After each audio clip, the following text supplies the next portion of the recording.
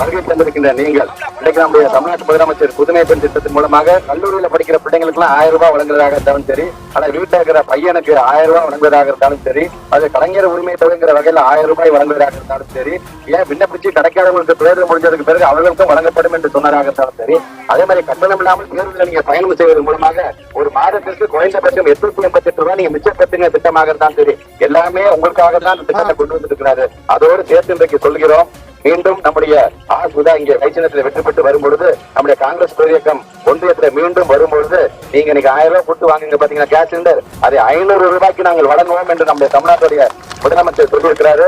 அது மட்டுமல்ல, காங்கிரஸ் பேரியக்கத்தை சார்ந்திருக்கின்ற அன்னை சோனியா காந்தி சொல்லியிருக்காங்க, ஏழை எளிய பெண்களுக்கு ஒரு வருஷத்திற்கு 1 லட்சம் ரூபாய் உங்களுடைய பேங்க் அக்கௌண்ட்ல போடுவோம் என்று சொல்லியிருக்கிறார்கள். வீட்டுல படிச்சுட்டு இருக்கின்ற பிள்ளைகள் யாராக இருந்தாலும் அவருடைய திறன் மேம்பாட்டு என்கிற வகையில் அவருக்கு பயிற்சி வழங்கி ஊக்கத்தொகையாக அந்த பிள்ளைக்கு 1 லட்சம் ரூபாய் வழங்குன்னு காங்கிரஸ் பேரியக்கம் சொல்லியிருக்கின்றது. அது மட்டுமல்ல, காங்கிரஸ் பேரியக்கம் இந்திய கூட்டணி மத்தியில் வரும்பொழுது இன்னைக்கு நம்ம 100 நாள் வேலை திட்டம் பெரிய லெவலில் சொல்லிட்டு வெறும் 20 நாள் 30 நாள் மட்டும் கொடுக்குறாங்க பாத்தீங்களா, அதுவும் சம்பளமும் ஒழுங்கா ஏறது கிடையாது. அதை அவர்கள் மாற்றி சொல்லியிருக்கிறார்கள். அதை நாங்கள் இந்திய கூட்டணி காங்கிரஸ் பேரியக்கம் வந்தது பிறகு அதை 150 நாட்களாக 400 ரூபாயாக அந்த ஊதியம் உயர்த்தி வழங்கப்படும் என்று சொல்லியிருக்கிறார்கள்.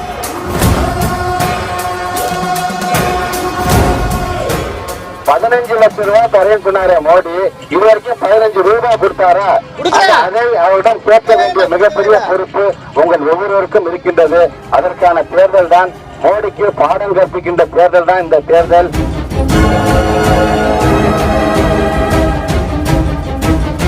உங்களுக்கு பணி செய்ய நான் காத்துக் கொண்டிருக்கின்றேன். அதற்காக நீங்க வாக்களிக்க வேண்டிய சின்னம் கை சின்னம், கை சின்னம், கை சின்னம். நன்றி, வணக்கம். இப்ப கூட நம்முடைய சகோதரர் சொன்னாங்க, இந்த கொள்ளிடத்துல ஒரு பாலம் வேணும் அப்படின்னு கேட்டிருக்கார்கள்.